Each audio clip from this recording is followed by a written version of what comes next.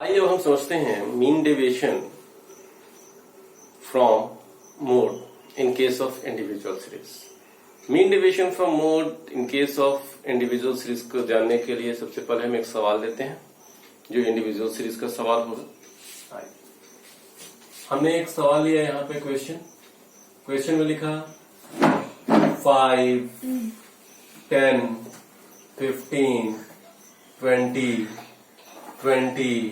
5, 10, 15, 20, 30, 35, 15, then 20।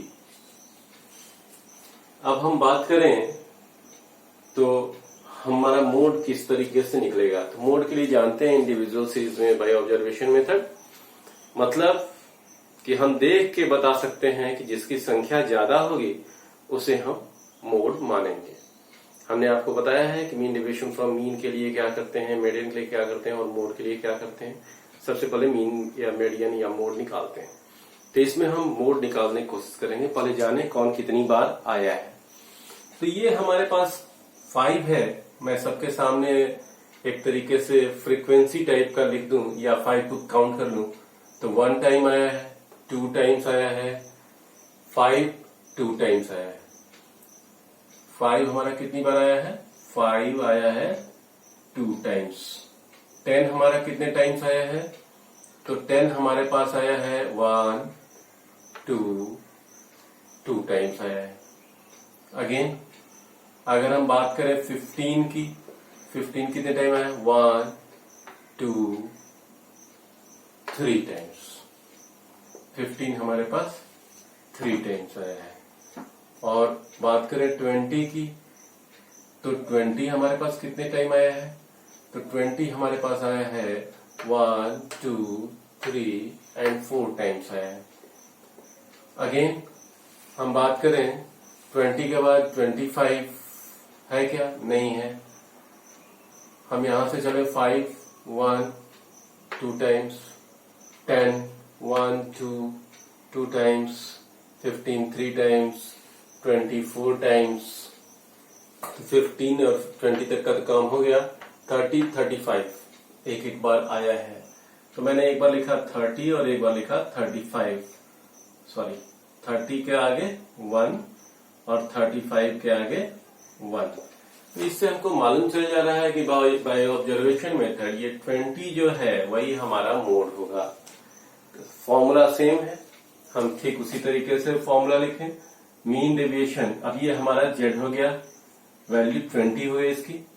Mean deviation from mode का formula लिखें।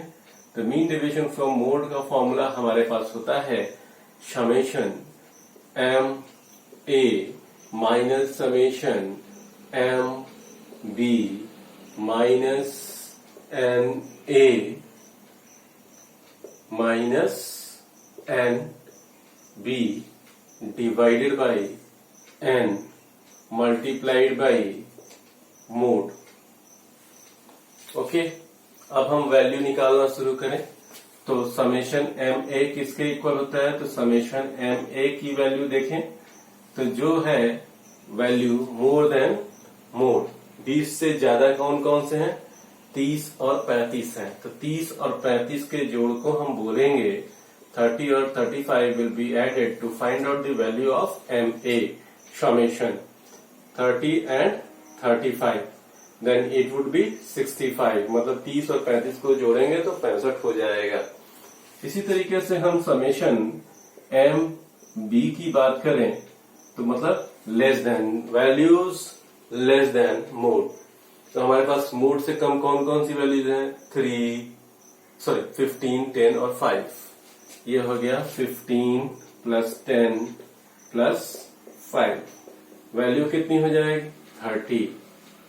अब एम ए और एम बी आ गया तो एन ए कितनी होगी? Number of items more than 20 2। N B की वैल्यू कितनी हो जाएगी? लेस देन 20 कितनी हो जाएगी? 4 2 2 437। ओके, और अगर n की बात करें तो n हमारा कितना हो जाएगा 2 2 4 3 7 7 और 5 12 1 13। ये टोटल 13 यानी नंबर ऑफ आइटम टोटल 13 होनी चाहिए। 1 2 3 4 5 6 7 8 9 10 11 12 13।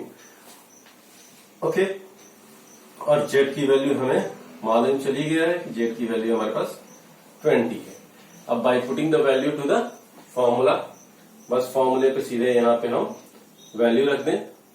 Mean deviation from mode as equals to summation M A के लिए लिख दें 65 माइनस एम बी के लिए रख दें 30 माइनस एन ए की वैल्यू हमारे पास 2 है और माइनस में एन बी की वैल्यू हमारे पास 7 है।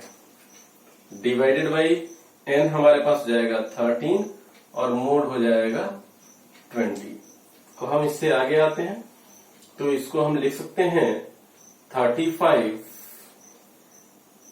ये हो जाएगा 5 माइनस में, इसके साथ हो जाएगा तो 5 प्लस में हो जाएगा, यानी हो जाएगा प्लस 100, ये हो गया 5 और ये हो गया 20, 25 जा 100 डिवाइडेड बाई 13, 135 डिवाइडेड बाई 13, तो हो जाएगा 13 10 जा 130 और 13 3 जा 39, 10.3। तो मीन डेविएशन फ्रॉम मोड का आंसर हो जाएगा 10.3। अब हम इस तरीके से इसको सॉल्व कर सकते हैं। अब आप देखिए, ये हमारा सॉल्यूशन इस तरीके से निकल सकता है और इसी तरीके से हम मीन डेविएशन फ्रॉम मोड निकाल सकते हैं।